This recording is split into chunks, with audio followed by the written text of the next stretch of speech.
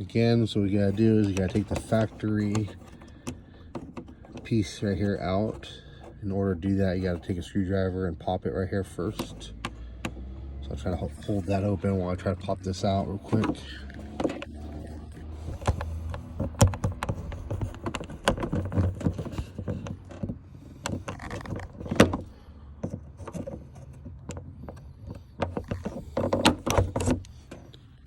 There you go, just basically push on this part of the clip and it'll come off of this piece. And then take this entire assembly and twist it to the right. And it'll slide out of the factory mount right there. And then now we just take out this factory arm and replace it with one of those aftermarket shorter ones to eliminate the wind noise. So in order to do this, I'm gonna try to hold the camera. I don't know how good I'm gonna be able to do that, to show you how to pop it out. All right, so to pop this piece out of here, I use a tool like this, and you put it in there like that.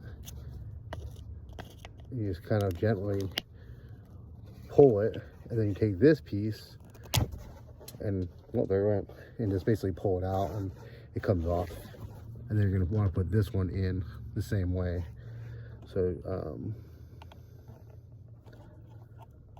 slide in like this,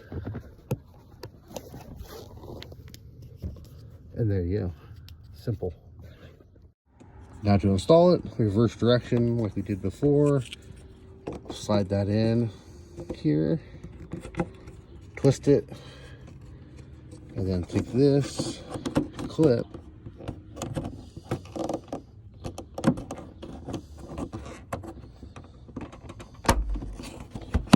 there you go, just like that.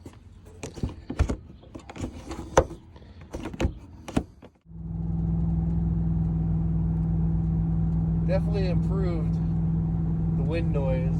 I hear a little tiny bit, but it's not really coming from the rear windows. I think it's actually coming from my front door now. But it's very, very